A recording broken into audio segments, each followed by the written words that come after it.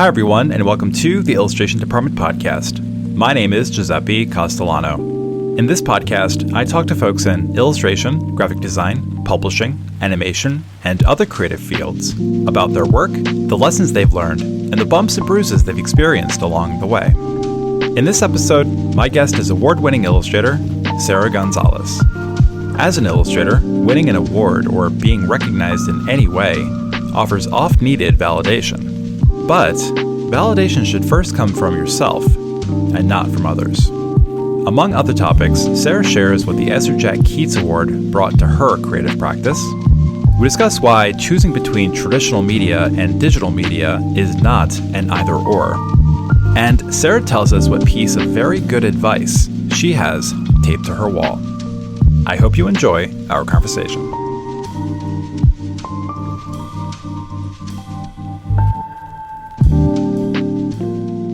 I'm a little nervous, but I think it'll be fun.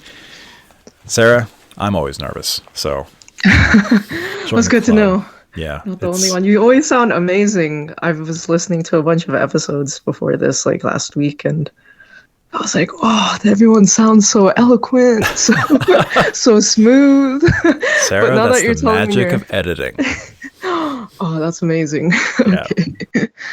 I'm amazed at like the whole roster that you have on your episodes, all the guests, and it's just an honor to be a part of this. Well, I appreciate that. You. It's my pleasure. You can hold on to that. It's an honor until the end, just in case it just goes completely awful, and then you're like, it wasn't an honor, it was a dishonor. Oh, I highly doubt that. All right, so let's get going, I guess. Yeah, sounds good. All right. There's something I didn't have this in my notes, but I was just talking to an illustrator earlier today about this, and you've touched on this in some interviews that you've done. This idea of what it means to put yourself in your work. There's like the obvious, well, yeah, I'll put my uncle in this illustration, or I'll recall the time I was playing with my Star Wars toys in the early 80s in my backyard, and I'll just illustrate that for my portfolio. Like those are pretty like on the surface, obvious, putting yourself in your work. But I think deeper than that, sort of what your own experiences or, I don't know, views, interpretations, how does one do that? I mean, what does it even mean to put yourself into your work beyond the literal? That's a great question. When you first bring that up, I think of when I was in art school and I was in the design program. I think it was a common thing that some teachers would say, where it's like, don't get too personal with your work. Work is work, and you are you yourself. And it's hard. Like, I think about that all the time because you don't want to get too attached. Like, the work will live and breathe on its own, and it's separate from you. But I do, like, as a picture book illustrator now, I do try to find ways where I can add, not necessarily like myself in it, but like draw from my experiences. Right.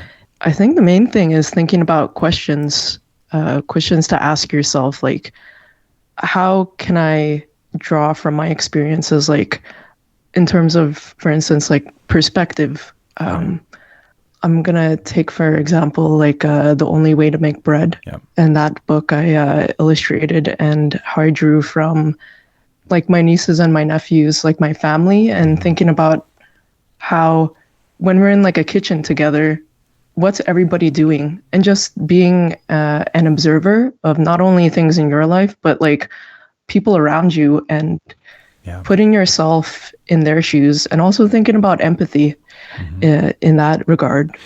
Definitely. And I think there are so many different definitions, I think, of what it means to put yourself in your work. That's one, literally putting your cousin in the crowd scene. The asking questions part is a really good take on it. How would I react if I were doing this? And maybe not even how I would react, but yeah, how have I seen other people react? So reflecting on just your experiences and observations, and yeah, being curious about what would it look like if someone was sitting down this way versus that way, and then just thinking back on like the time you walked into a Starbucks and you noticed somebody was sitting in a really interesting way and making mental notes of that. I mean, maybe that's it. It's a whole big world of like reflection and putting yourself in someone else's shoes while thinking about what's already in your shoes, I guess, like who you are, the deeper things of that. Right. Putting yourself in someone else's shoes while putting your shoes in your backpack and then carrying your backpack on your journey in someone else's shoes, just in case you need to put your own shoes back on. Just in case. Right. Yeah. What led you to illustration? And as a follow-up, do you regret not going into healthcare like other members of your family? Oh, wow. Okay, where do I begin with this? I think I was always drawing as a kid. It was like one of my first memories was drawing.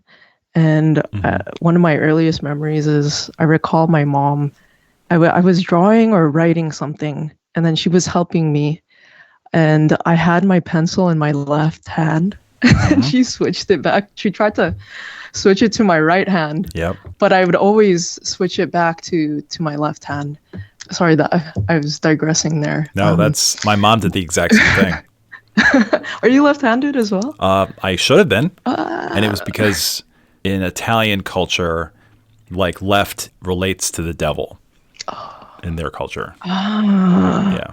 I don't know about the Philippines, but there's something if I look around in the history of that. Yeah, to go back to my childhood, I've always been drawing. I had this distinct time when I was with my friend, and we were in art class, and I did this painting. And I remember when we finished it, we were talking about like, oh yeah, what were we gonna do after school? Just like as kids, I don't know why we were even thinking about that already, but I told her something like, I think I should stop doing art. Like this is not a practical job. And I couldn't believe, like when I think back at that, I'm like, oh, I kind of understand it. Right. Just being influenced by like my family, and a lot of my friends as well are also like engineers and doing other fields of work that are much more stable than the art field. I just kept on going, even though I had that in mind. It was always the thing that made me happy. Yeah. Also growing up with like my siblings are all much older than me, and they all went into healthcare. It's hard not to have those influences on me. And I saw how hard they were working, like not even just them, like my parents as well. My mom's a medical lab technician, my dad's a nurse, and even extended family, they were all doing some sort of healthcare related work. You know, like we'd be in family parties and they would always ask like, oh, Sarah, what are you going to do after you graduate? And like I at the time, I think I would just say like, oh yeah, I'm thinking of maybe healthcare, like dental hygiene or maybe optometry, maybe study biosciences. And that was kind of my default. But I knew deep down like art was something that made me happy. And I would get into deep conversations with my siblings about, is this possible? Like going into art? Like nobody in the family ever really had advice for me for that. And my mom, I remember being in bed with her one night and we were talking about, what was I going to do after high school, after I graduated? And she was like, okay, if you like art, maybe architecture or maybe even fashion design. I think that was something that she was always kind of interested in. And I did consider that as a possibility. But you'd rather draw cute kids baking bread. Yes, exactly. Yeah. You were like, to hell with stable job and insurance. I'm going to draw a bunch of cute kids using my colored pencils. Yes. Yeah. I never imagined I'd be here. I just kind of like went with the flow of things. So in high school, that's when like the turning point kind of happened. I was in art class, and my art teacher, Mr. Barth, told me about this one competition at Alberta College of Art and Design, now known as Alberta University of the Arts. And at the time, they had a competition for like high school students all across Alberta. And it was like one of those times where it's like the most beautiful feeling ever when you just zone out and you don't think about anything else except what's in front of you. Yep. It was the first time I stayed up until 2 a.m. working on a piece of artwork. The president of the ACAD, he was announcing the winners, and he called my name. I was in shock. I was like, "What is this? What? I can't believe it!" At that time, my braces were removed, and it was like a good day. I was feeling good about my teeth. My smile was out. I was feeling amazing, and yeah. And when he called out my name, I was in shock. I was so happy. It was one of the greatest feelings ever. And what I ended up winning was my first year tuition scholarship. Awesome. After that, like my parents were like, "Oh, maybe she can do something with this." So that definitely helped me move forward into the field of arts and illustration. When did you graduate from there? I graduated 2015. Your first book was Maribel's Year, right? Yes. Published by Harper in 2023. So there's a 8-year window after college. What were you doing? So it was while I was in art school. I got an email, something very unexpected. Yeah, I got this email from a video game studio. It's completely unexpected. I didn't know why. I didn't even think about games. They offered me a job as a concept artist at the studios called Square Enix Montreal to do concept art for mobile games. At the time, I didn't have anything lined up after I graduated art school, and I decided to take the job, like move out of my parents' place. And live in a new. No, I'm kidding. Probably. I think in a way, yeah. I think psyched, but also a little sad. I think, I was kind of the last one to leave the nest. Yeah. So. Okay. So that's. But then, you were working. So were you? But you weren't working in the animation studio the entire time, or the video game studio the entire time. So after I graduated, I moved to Montreal, and then I was at the game studio for 4 years, or nearly 4 years. And then after being there for 4 years and not many games were being released, I was working on a lot of incubation projects. I decided to go freelance with nothing really lined up. I should have planned it better. I really struggled. Financially, I think a lot, emotionally, mentally, especially like after working at a studio and being surrounded by people every day. Right. You just like miss that daily life, and my routine became all over the place. There were times when I was like, so I was working from home every day. I struggled. It was kind of messy. Like I did some of my own personal projects just to help get me going and kind of add that structure. And then I also reached out to like other friends and stuff. Like I had another friend that was working at a different game studio, and I asked if I could work there at one of their empty desks, just to help kind of get back into like social life essentially. And then I was still also doing video game contracts. It was the thing that made me more stable still. It paid well. And I was also doing editorial. Even while I was at the game studio at Square Enix Montreal, I was still doing editorial work on the side. That was kind of nice, like having that 9 to 5. And then after, I had that mental energy to work on different contracts that were different from video games. And Yeah, so I would say I was in the game industry for about 6 years in total, and it was a good learning experience for sure. Like working on a team, learning how to be not so precious with your work, and just gaining a lot of knowledge from like my art directors and other concept artists and other artists at the studio. Sure, it's like a graduate school basically. Mm-hmm, That's why exactly. I used to love hiring animators as children's book illustrators, because there was that sort of slight lack of preciousness, because as an animator you have to like churn and churn and draw and draw and draw, and so there's just a looseness, like an inherent confidence in their designs and compositions and things because they weren't so precious about it. They weren't overly precious, let's put it that way. Speaking of precious, so in 2024 you received the Ezra Jack Keats Award for The Only Way to Make Bread. Partially interesting side note. This is probably only interesting to me, maybe you, but I don't think this is going to interest anyone who's listening. Did I tee it up interestingly enough? Let's see. The author, her name is Cristina Quintero.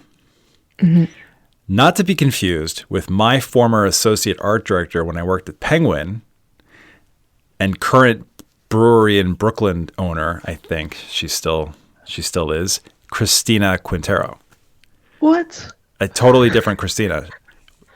That one's spelled with an H. I don't think Christina with an H. So I was the executive art director. She was the associate art director. Wow. When I was at Penguin, I don't think she liked me. In fact, I know she didn't. No. Not initially. Not initially. In fact, first couple of months, we butted heads a little bit. I just came in and I was like, "Oh, this is your process? Hey, let's change the process." I churned some stuff up, and to be fair to her, she didn't like what I was up to, so she talked to the publisher and was like, "You got talk to your boy because this isn't how we operate." And so we had to. It was a little bumpy early on, but anyway, it worked out nicely, and she went off and I think became executive art director of Macmillan. I can't remember where she went, but amazing. At any rate, the jury is still out on whether Christina without an H likes me. That remains to be seen. I'll check it with her later, and I'll let you know. Yes, she's wonderful. Yeah, I'm sure. You would enjoy chatting with her. What was that experience like? So when did you find out? How did you find out that you won the Ezra Jack Keats Award? When I found out was actually around this time last year. Nice. And it was one evening at home. I received an email from my publisher. And it said, like, urgent, please reply right away. And you're like, oh, crap, I have to return my advance. Yeah, oh, no, what have I done wrong? Right. Yeah. But I opened it up, and I was like, what is this? I was just in shock. I couldn't believe it. Like, the first thing I did was, like, call my parents and celebrated with my partner. Like, what? I can't, like... it's crazy to think that because I was going through a lot. I was working in games while doing picture books. Right. I was burnt out for a while after, like, it was around like 2021, 2022, 2023, whereas those years were tough, and I was just in the zone a bit, and I wasn't thinking about what was ahead. And when I got that email, I was so surprised, and also like it was very validating, like to kind of be recognized in that way. Exactly. And especially like the Ezra Jack Keats Award. I mean, Ezra Jack Keats is I have no words. He's amazing. He's also a child of immigrants as well, and just the meaning of that award to celebrate diversity in this industry. Having this book about bread also touch on that and touch on these communities where we work together and celebrate our differences and our similarities. It really meant a lot. It means everything.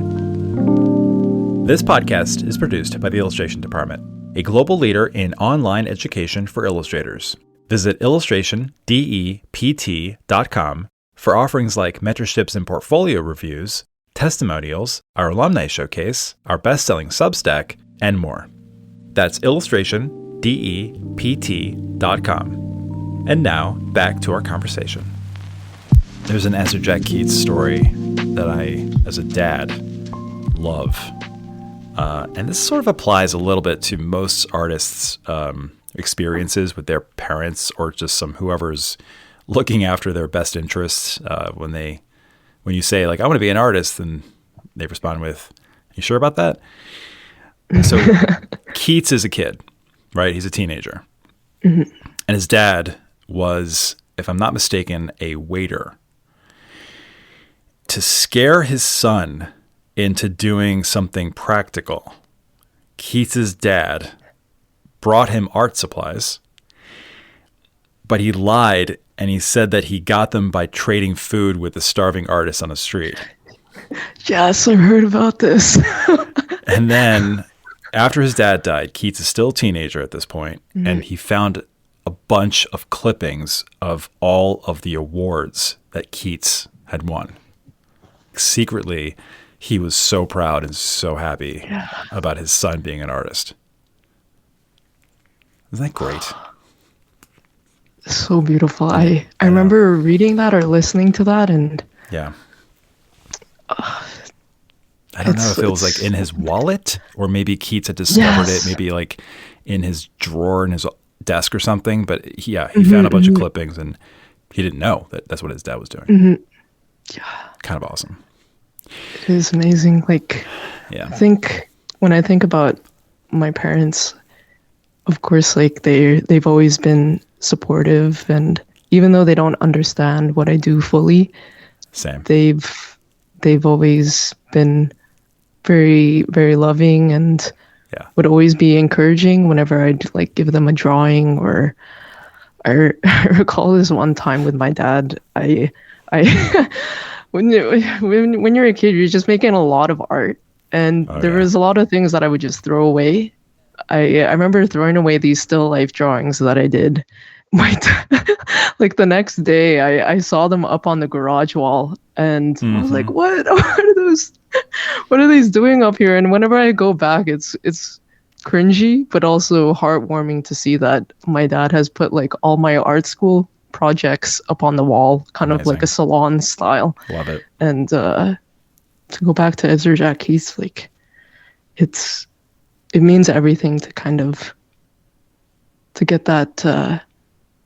Or hearing your parents say like, "I'm proud of you," even if they don't say it word for word, but to show it in like those clippings, or like by hanging your artwork up on the wall. It's because you think about everything that they've done, like, you know, for us, like as kids, they've sacrificed a lot. So just to know that love is there is everything. Yeah.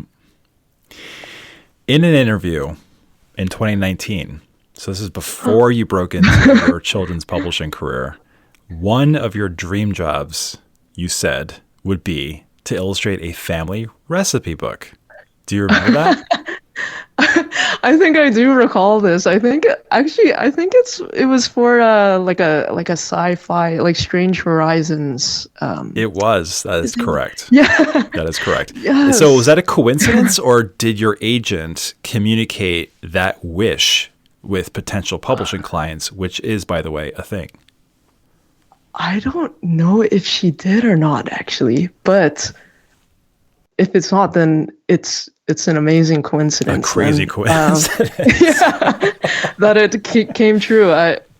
To touch on that again, like it would be amazing to do like a whole entire illustrated book about that, for sure. I've found that over the years, and I don't want to talk like I'm some sort of 98-year-old, you know, looking back on my life on my deathbed or anything, but I have come to this sort of realization that life can't be controlled. Obviously, it's just a series of sort of chaotic coincidences and experiences and moments. And if you can somehow contain it and not let it drive you into the ground or lift you so far up into the sky that it's an Icarus situation, try to keep centered with it all and ride it, You'll be fine. Because it will knock you on your ass when you least expect it, and it will also lift you up when you most need it. It's true.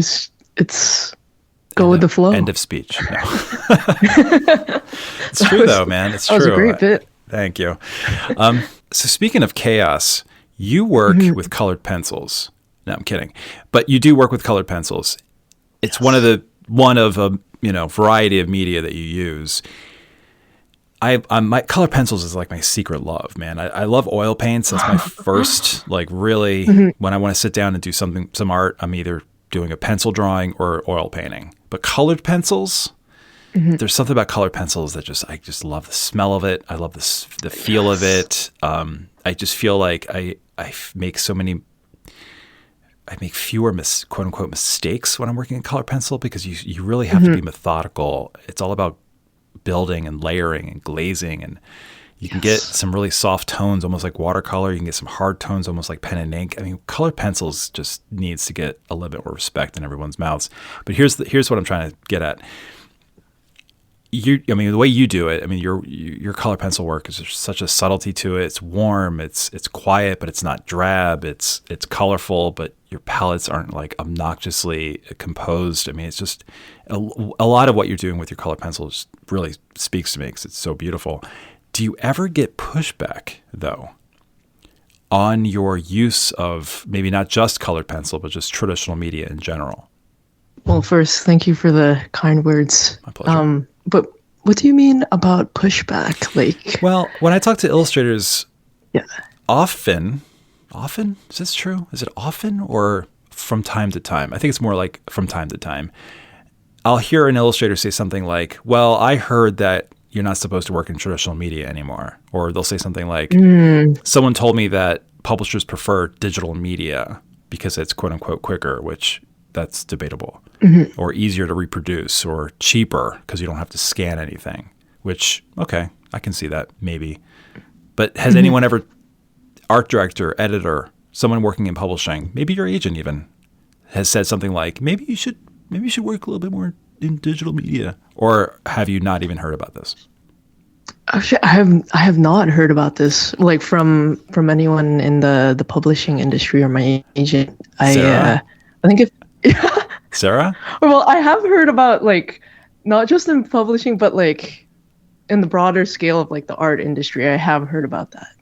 But you have heard about it generally, but you yourself generally, for sure, haven't experienced that, right? Myself, I haven't experienced that where someone's like, oh, maybe you should. I know. I was totally setting you up. Of course you haven't. Of course you haven't. Oh, but who does? Anyway, go ahead. I think if there was a pushback, it was myself at first. I think like when I did the first book, Maribel's Year, that was like, it was half traditional, half digital, where I was doing line drawings with pencil, and then I would scan it in and then do digital processing and coloring. After that, I don't think I can go back to digital.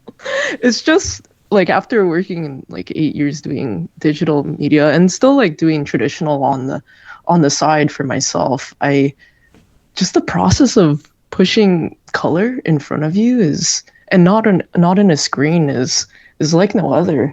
You see it come to life right in front of your eyes. You start with a blank piece, and like just the feel of the pencil on paper, hearing that sound, and sharpening pencils too. Like, it's the best. I say this all the time on the podcast, and I'll say it again because I don't want anyone who works digitally to be like, well, fuck this guy. It's not versus. It's just preference. If you want to work digitally, go for it. You're awesome. Be awesome. Digital's awesome. If you want to work traditionally, you can do that. No one is stopping you. And if any publisher out there, I can already sort of anticipate an email or something where someone says, well, actually, I talked to, I don't know, someone in publishing at some conference or something, and they said that you need to work digitally. They don't know what the fuck they're talking about. No. So listen to me, listen to Sarah's experiences. You can work traditionally. End of rant. It's totally okay. Yeah. And sometimes it's even faster. Traditionally, That's what I'm I'm finding. saying. Exactly, Sarah. Just got to put the time in it. Right. And you'll see. At first I was doing digital because I thought it was faster, but in the end, doing traditional, for me now, I find it a lot faster and rewarding because you have a piece of art at the end, like a physical artwork. I know, exactly. And maybe 55 years from now, some museum is going to want to put your work on their walls. And do you want them to put like an actual painting or a printout? Exactly. Only when I'm dead. Only when we're dead. well, yeah. Well, Father Time, unfortunately, is undefeated. Sorry about the ranting. It's just no. A couple of days ago. I love it. Oh, thanks. I'll do more of it then. A couple of days ago, the 2025 Caldecott Medal winner was announced. Her name is Rebecca Lee Kunz. Amazing. There's a couple things I find funny about this. Not funny about Rebecca. Rebecca, congratulations. That's amazing. What I find funny, number one, is how so many people and organizations are currently saying Chooch Helped, which is the title of the book, written by Andrea Rogers. So there's two pieces of information there about the announcement. Neither of them is about the illustrator. The third piece of information, and illustrated by Rebecca, et cetera, finally we get to it, won the Caldecott Medal. Just so, for anyone listening who may be writing, I don't know, blog posts about the Caldecott Medal or Colby Sharp or Betsy Bird, if you guys are listening, that's not the way to frame that announcement. A book doesn't win a Caldecott Medal. The author has no fucking business in the announcement. The Caldecott Medal is one of the very few awards in the United States devoted completely to illustration. The book and the author do not get first billing. The illustrator does. Rebecca won the medal. Not the book, not the publisher, not the author, the illustrator. So that's one thing I find really funny. Funny, like I'm upset, I'm going to punch a hole through a wall. Funny. That I've been seeing over the past couple of days. From like major institutions like PW or the ALA or whoever.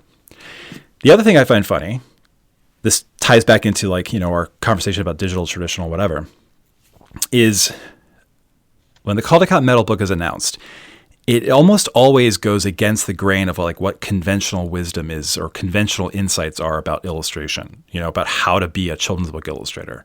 In other words, people will say you can't do dot eyes for characters. Representational art is dead in kids' books.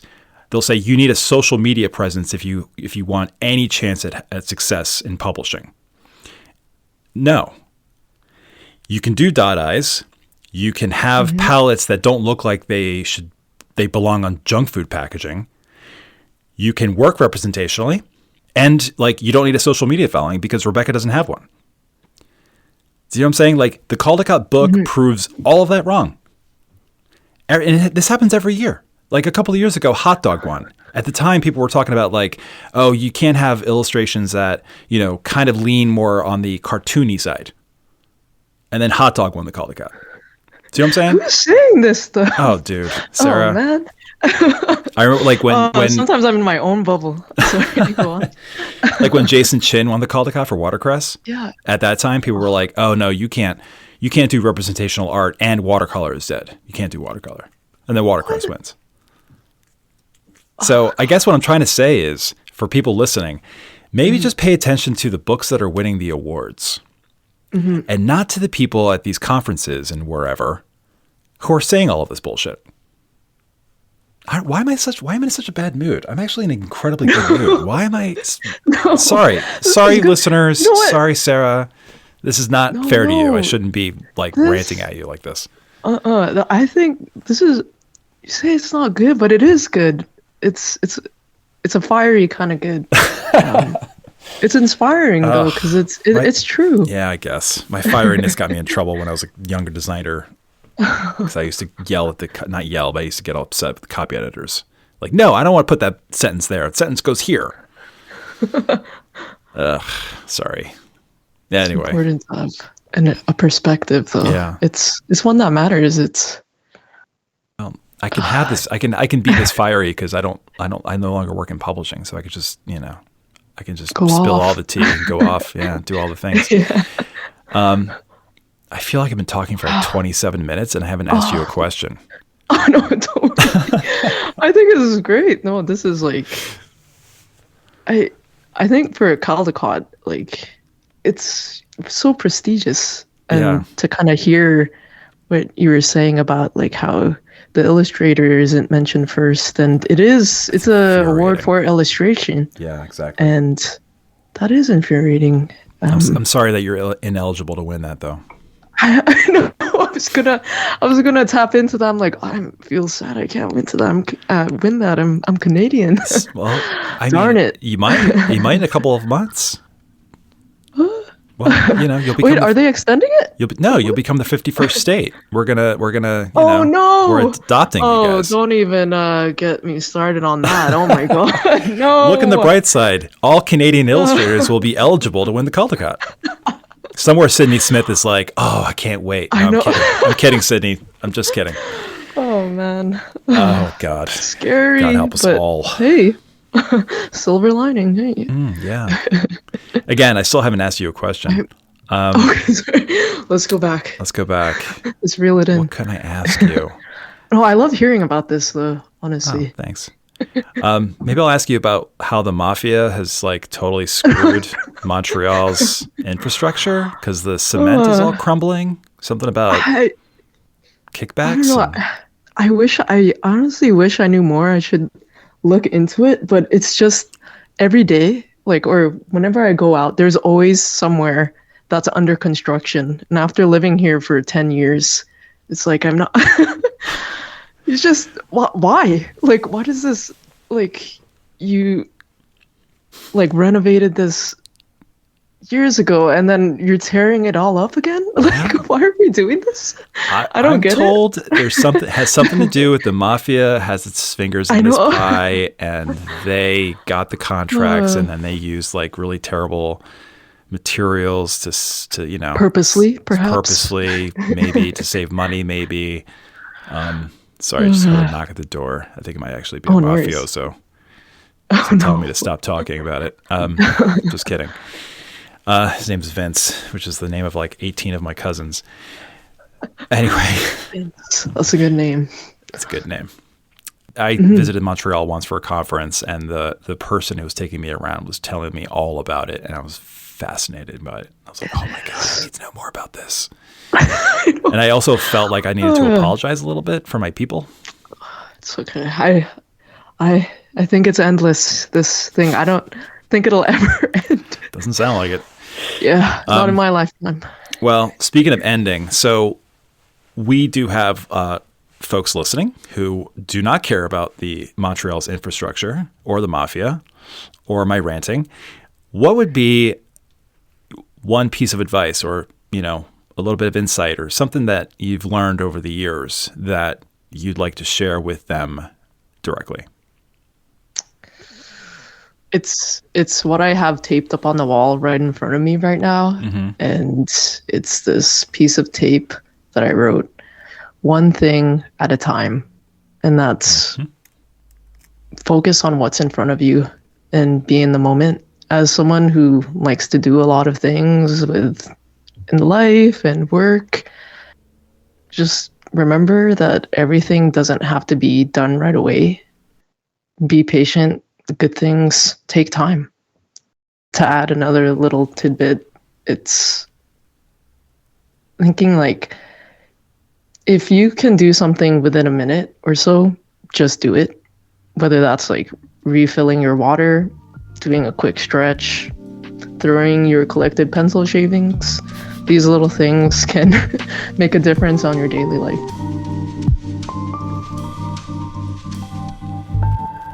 To learn more about Sarah, visit sgonzalesart.com. If you find value in this podcast, consider supporting it via our best-selling Substack or Patreon. While each offer different benefits, both provide access to dozens of exclusive episodes we call Extra Credit.